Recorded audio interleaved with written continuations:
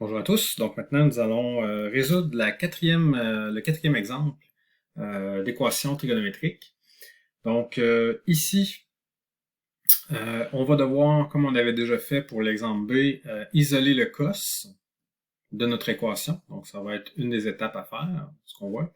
Et on a aussi, on peut voir que les x qu'on va chercher doivent être compris entre pi et 2pi. Donc, commençons d'abord par isoler le cos. On va commencer par cette étape-là. Donc, on peut ici soustraire par moins 1 de chaque côté. Donc, on va avoir moins cos carré x et on va obtenir ici moins 1 quart. Donc, en procédant au moins 1 de chaque côté.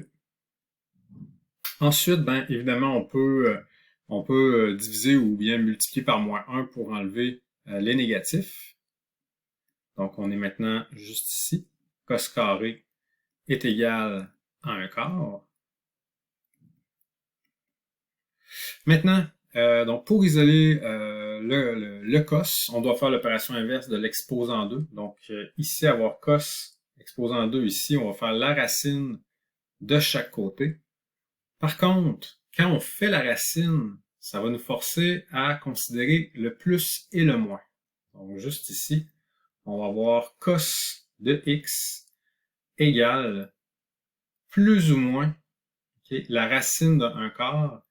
Racine d'un quart, la racine se distribue sur le 1 et le 4, et ça nous donne une demi. Donc, c'est ici. Ça veut dire que notre problème, en fait, va se séparer en deux. On va avoir à résoudre cos de x égale une demi, et on doit aussi résoudre cos de x égale moins une demi. Donc, ça va augmenter nos réponses possibles. Donc, on va maintenant pouvoir utiliser, maintenant qu'on a isolé le cos et qu'on est maintenant rendu avec deux sous-équations, ben on va pouvoir utiliser le cercle trigonométrique comme on avait déjà fait précédemment. Donc, le cos ici qui correspond à l'abscisse, donc où est-ce que cette fois-ci mon angle vaut x, eh bien, je vais placer mon 1/2 et mon moins 1/2 donc, sur mon abscisse. Donc, 1/2 et ici, moins 1/2. C'est ici. Et je vais tracer mes traits verticaux. Donc, si vis-à-vis ça, ça et ça. Juste ici. Donc, on voit que de 0 à 2pi, on aurait 4 réponses. Par contre, ici, ce qu'il faut garder en mémoire, c'est qu'on cherche des réponses, des valeurs de x pour x étant de pi à 2pi. Donc ça ici, en fait, à quoi ça correspond? Eh bien, ça correspond à toute cette zone-là, finalement. Donc, ça correspond seulement au demi-cercle du bas. Donc, les deux seules réponses qu'on recherche vraiment, c'est elle ici. Donc, c'est mes points juste ici.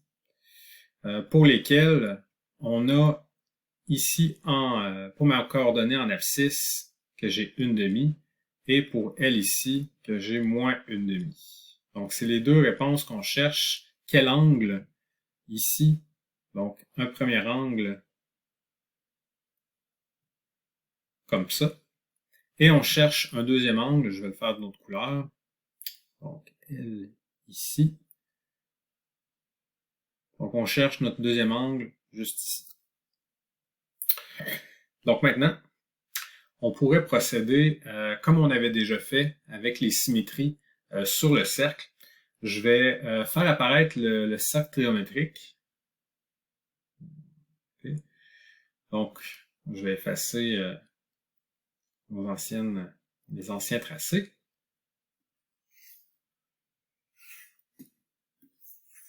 Okay. Donc, juste ici, donc comme on l'avait mentionné, vis-à-vis moins 1/2,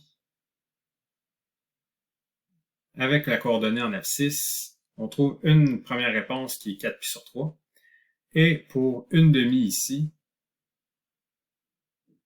juste ici, où est-ce qu'on a le cos de l'angle qui vaut 1/2, eh bien, on trouve la réponse 5pi sur 3. Donc, ce sont nos deux réponses qui vont être nos solutions de notre équation trigonométrique. Donc, si je reviens juste ici, donc pour le 1/2, on a donc ici la valeur de x qui va prendre la valeur 5π/3. Et on a ici pour le moins 1/2, on a la valeur de 4π/3. Et ce sont nos deux réponses juste ici. Vous pouvez remplacer le θ par le x. Et voilà.